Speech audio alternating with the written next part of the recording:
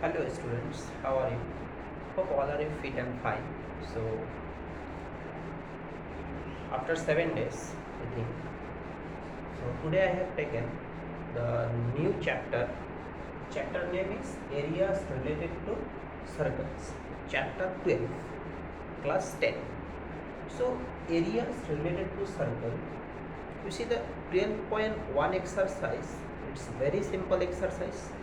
Just if you know the definition of circle and the area of circle and the circumference of circle, then we can solve this 12.1 number exercise. So we know that the circle is nothing but it is a collection of points, no, and the distance from the fixed point is always constant, and that fixed distance is the radius of the circle, and the fixed point is called the center of the circle.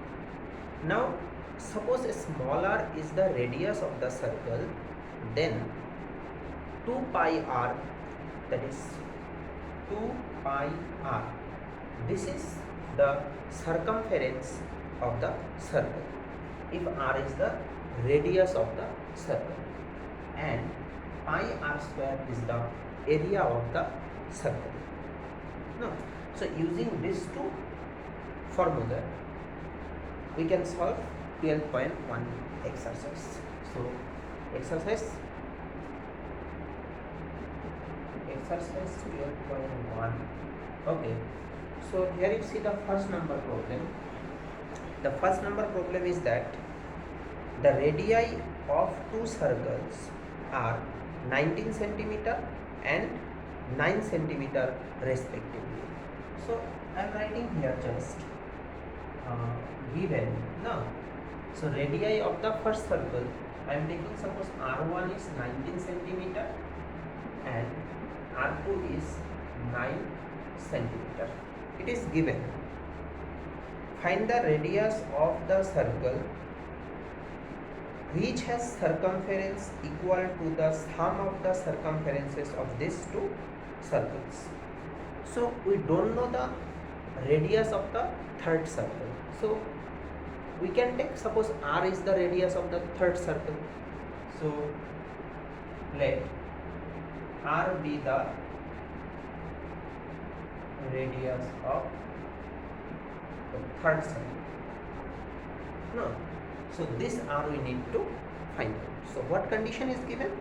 Their circumferences are equal. So if we write according to our question, what is the circumferences for the first circle? 2 pi r1. So I am writing here 2 pi r1 plus 2 pi r2, that would be 2 pi r. No. Now from both the side can I this r1 plus r2 equal to r. So what we get? R equal to r1 means 19, r2 means 9, that is 1828 centimeter. That means the radius of the third circle is 28 centimeter. Okay, so this is the first problem. So next you go for the second problem, similar type problem. Here you see the radii of two circles are 8 centimeter and 6 centimeter respectively. So first you write, let r1 is 8 centimeter, r2 is 6 centimeter. It is given. After this you see, find the radius of the circle having area equal to the sum of the areas of two circles. So again we need to find out the radius of the third circle.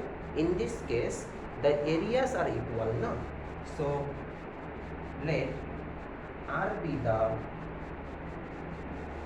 radius of the third circle, third circle, no? So we need to find out this r. So this according to our question, can I write this pi r1 square, pi r2 square equal to pi r square? This is given. Actually areas of these two circles equal to the area of third circle. It is given in the question. So pi pi get cancelled. R1 square means what? 8 square, this one 6 r square. So r square is 64 36. This r square is 100. That means r is square root, that is 10 centimeter. That means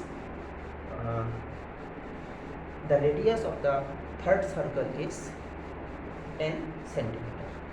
This is very simple question. Okay, third number is also the same problem, you can try.